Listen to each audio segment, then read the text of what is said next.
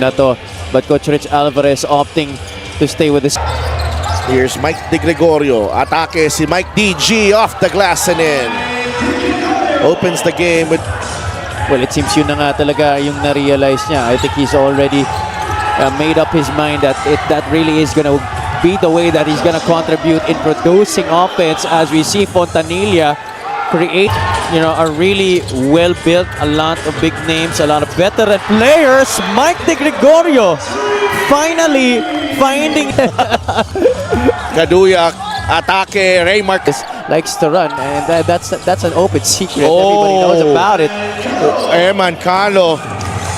And Definitely have to see that again. 7-4, De Gregorio feeling it. It just takes one. Dagangon drives baseline, nice finish galing kay Gab Dagangon. I had to make an adjustment there. Tough Next week makikita na naman natin to sa Palayan City. for sure. Sherwin Concepcion with a 3.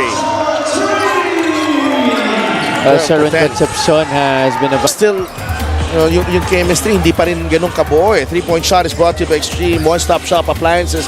And that's proof of that. Nagbanggaan si Napoles tsaka si Lervin Flores as Flores went on.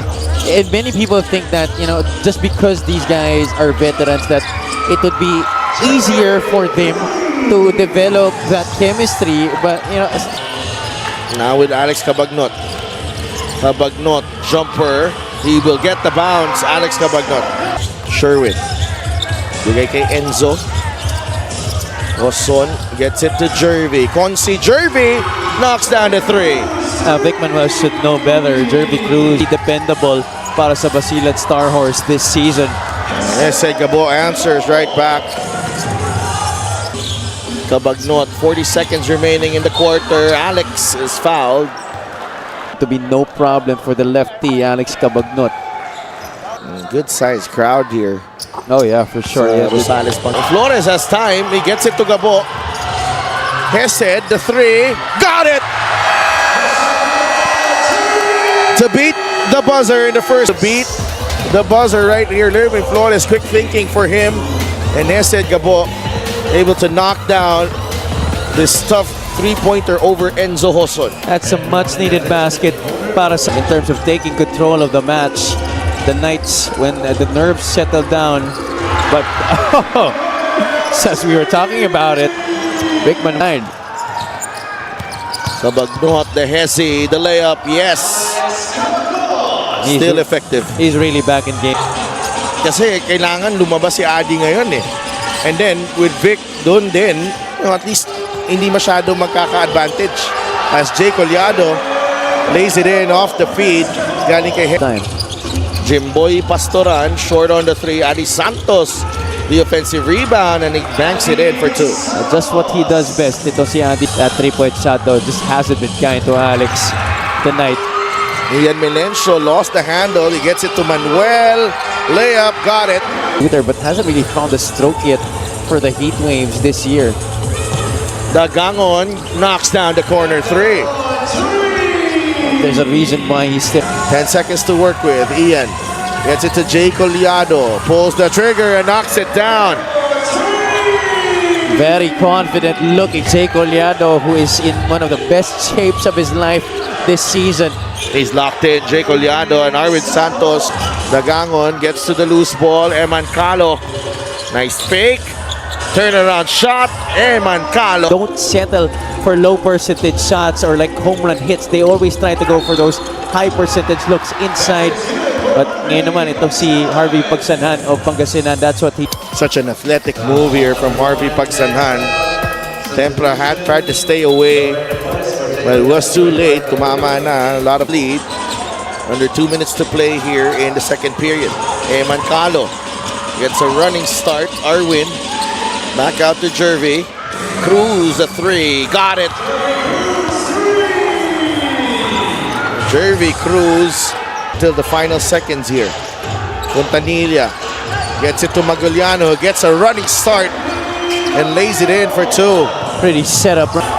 Cabagnot finds Arwin Santos. And what a connection between the two veterans. And how many times have we seen that? Eman Calo.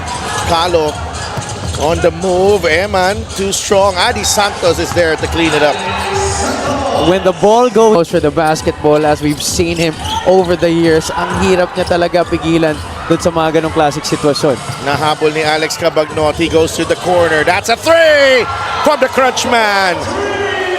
Now finally, 0 out. This is the biggest lead of Basilan. Biggest lead by any team. Well, is at the line.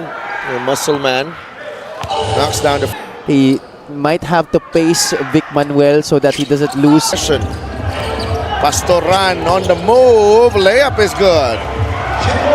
Blew by Esid Gabo there and just went straight to the cup. No rim protection para sa Pangasinan. Oh, that's a very tough shot, especially when it's looking at him there. That allowed the open look. Narwin, another opportunity. He puts it back in.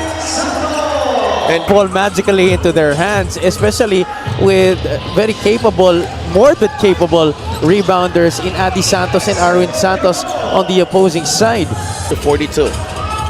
No, Jimboy Pastoran's been giving him big competition in that, pushing all the right buttons while also playing good defense, I must say. JP Magoliano stretch layup. Plus Meralco bolts in the PBA. Giggs are great move of the game, born for greatness. Ganda yung galaw na yun, ha? Parang may konting extension and continuation. Dagangon, a three. Calo, right place at the right time. Mola ulit. That's rebound number 6. Enzo Hosso knocks down the three. Miscommunication defensively there. Tayo ng ating regular season and the race is heating up. And Ian Melencio. That boo-boo defensively, not marking Enzo Hoson, but here they force a turnover. Those are 6 quick ones. Bonga Lanza. 10 seconds on the shot clock. Jimboy, spin, layup, got it. Wow, what a game. A stabilizing force para dito sa Basilan. That's a three from Japs. 1-point game. Oh, yan sana ang gusto. That Jimboy got the step on Fontanilla, former St. Benil Blazer. Was bounced around the Fontanilla, King Gortiza for the lead. The Heat Waves on top late in the Magoliano, Bautista, Napoles, and Gortiza. Alex Cabagnot ties the game with a three. Second 3-point. 2 seconds remaining. Santos blocked by Magoliano. And Mismo. Last game wasn't really a factor. A showdown. Scoring against Arwin Santos. Playing good defense. But what about strong drive to the basket? Tinalikuran sa dito ni Sherwin Concepcion, which gave him the leeway to get a lane. Eman Calo, it's off to Pastoran. Inside, what a pass para kay Adi Santos, and we are tied once again. Adi. Let's hit to Tempra. Nice feed. Galanza got the step, count the basket, plus the foul. And Galanza right here, masyadong nakadikit si Alex Cabagnot. And he leans in for that basket. That's a basic read right there. Little details. Because in the end, the team that really covers all these bases could end up on top. Hesed Gabo giving Pangasinan. Gortiza nakabantay. Napoles is there on the switch. 5 seconds. Alex to Gab. A three. Yes! These two teams trading big.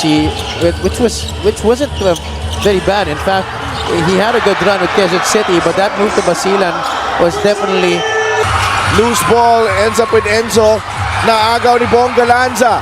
Japs. One man to beat. Gabo for two. 12 points for headquarter.